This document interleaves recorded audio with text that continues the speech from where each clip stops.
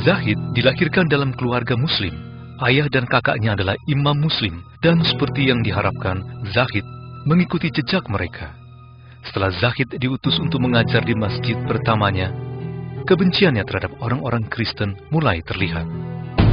Saya mengumpulkan anak-anak muda di masjid saya dan memberi mereka pengertian yang menentang ajaran kekristenan. Saya menjelaskan kepada mereka bahwa orang-orang Kristen adalah kafir. Saya menyuruh mereka memukuli orang-orang Kristen dengan tongkat kayu dan besi.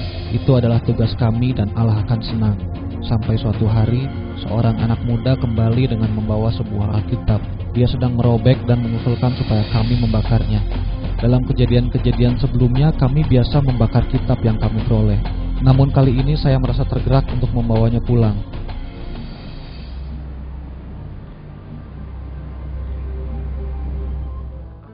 Saya sedang membaca Alkitab, mencari pertentangan-pertentangan yang bisa saya pakai melawan kekristenan. Dan tiba-tiba sebuah cahaya terang muncul di kamar saya. Lalu saya mendengar suara memanggil nama saya. Cahaya itu begitu terang, sehingga ia menerangi seluruh ruangan. Lalu suara itu bertanya, "Zahid, mengapa engkau menganiaya aku?" Saya menjadi takut, tidak tahu harus berbuat apa, dan saya pikir saya sedang bermimpi. Lalu saya bertanya, "Siapakah engkau?"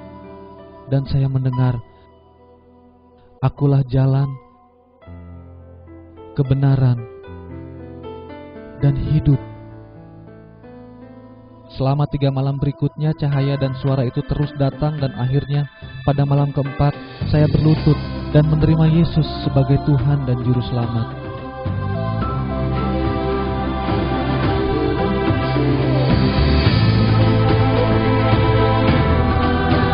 Setelah pertobatannya yang dahsyat, Zahid mendatangi keluarganya dan orang-orang di masjid untuk menceritakan tentang peristiwa yang telah membuka pikirannya di malam-malam itu. Menurut pengajaran Islam, Zahid telah dianggap sebagai orang yang murtad dan harus diserahkan pada yang berwajib.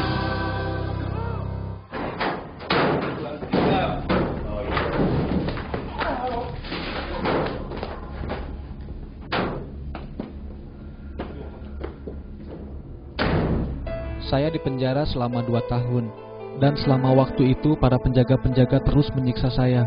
Suatu hari mereka mengikat rambut saya ke langit-langit dan membiarkan saya tergantung. Mereka juga mencabuti kuku-kuku jari saya untuk membuat iman saya goyah. Tetapi meskipun saya sangat menderita di tangan penganiaya, saya tidak memiliki kepahitan apapun pada mereka, karena beberapa tahun sebelum ini, saya pun sama seperti mereka. Selama di pengadilan, saya divonis bersalah atas penghujatan, dan menurut hukum syariah, saya harus dihukum gantung. Mereka mencoba memaksa saya mengingkari iman kepada Yesus. Mereka mengatakan, jika saya mau bekerja sama, saya tidak akan lagi disiksa dan dipermalukan, bahkan dapat dibebaskan. Tapi saya tidak dapat menyangkal Yesus. Muhammad tidak pernah datang kepada saya. Yesuslah yang datang. Saya tahu Dia adalah kebenaran, jadi saya hanya berdoa kepada Tuhan dan berharap agar mereka juga dapat mengenal Yesus. Tanpa takut mati, Zahid berusaha menyaksikan tentang Yesus pada para penganiayanya, melakukan apa yang ia percayai dalam menit-menit terakhir dalam hidupnya. Meskipun Zahid telah menerima nasibnya itu, Tuhan memiliki rencana lain.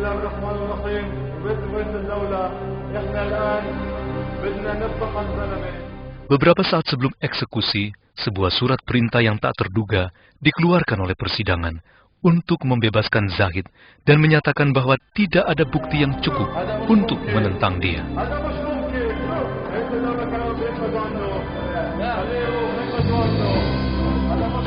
Hingga hari ini, tidak ada yang tahu mengapa Zahid dibebaskan.